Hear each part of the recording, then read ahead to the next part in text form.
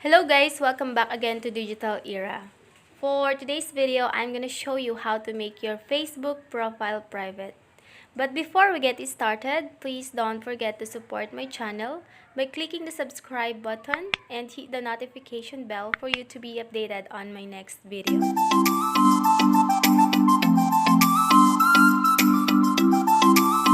Alright, so let us open the Facebook app. And then, scroll down po natin. Punta po tayo dito sa Settings and Privacy. Okay, and just tap on Privacy Shortcuts. And then tap on Review a few important privacy settings.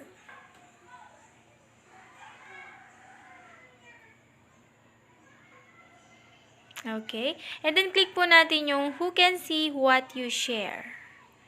And then continue. From here, i-change po natin yung privacy settings natin from friends to only me. Para po hindi makita ng mga friends natin or other people yung ating personal information. Email address, change po natin sa only me. Birthday, hometown, relationship, current city, education, friends information, and following. Okay, change po natin lahat sa only me.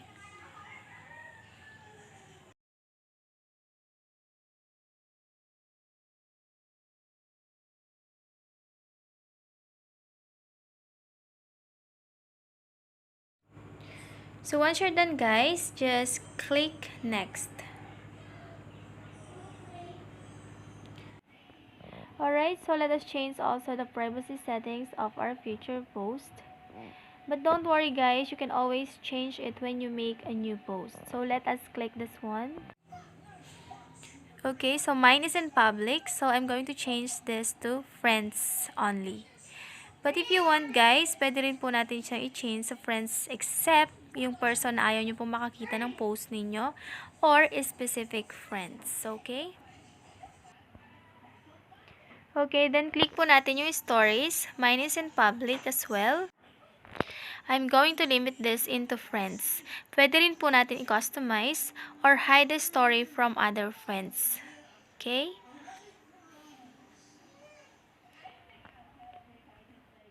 Once you're done, click the next button.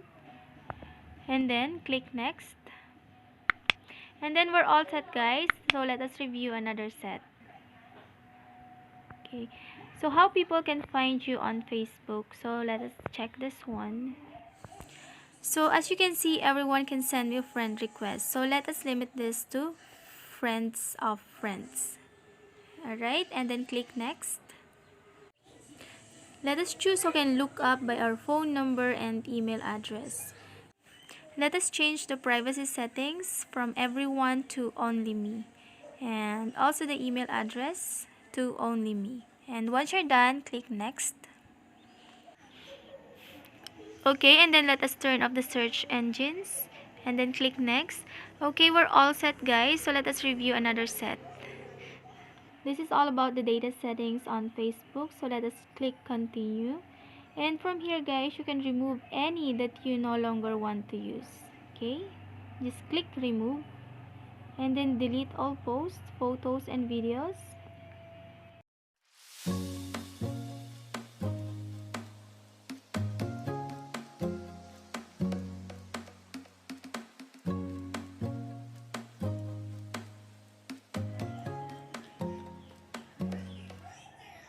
Once you remove everything that you want, just click next. And here, do you want Facebook to be able to recognize you in photos and videos? You can turn it off. Okay, and then click next. You're also in control of who will see your location on Facebook products. So you can turn off your location services anytime in your device settings. Once you're done, just click next. So we're all set. So let us review another set. Your ad preferences on Facebook. So let us click continue and then let us scroll down. Click next. From here, you can decide what information on your profile can be used by advertisers to reach you. The relationship status, employer, job title, education. So let us turn it off. And the social interactions. Let us scroll down. Alright, so my friends can see my social interactions alongside ads. So I'm going to change the privacy from friends to only me. So once you're done, click next. So guys, we're all set. So let us go back to my profile picture by clicking this icon located on the upper left corner. Click po natin yung tatlong horizontal line located on the upper right corner. And then click ulit po natin yung tatlong dot. Yun. And then tap po natin siya sa view as. So this is how it looks like to the public. My friends list, some of my photos, and my personal information have been hid to the public. Alright? That's all for now, guys. Thank you so much for watching. I hope this video will help you to change your privacy settings on Facebook. So if you have any other questions, suggestions, recommendations regarding this video, so feel free to send me a message down below and I will get back to you as soon as possible. Thank you so much. Maraming salamat. Agyamanak.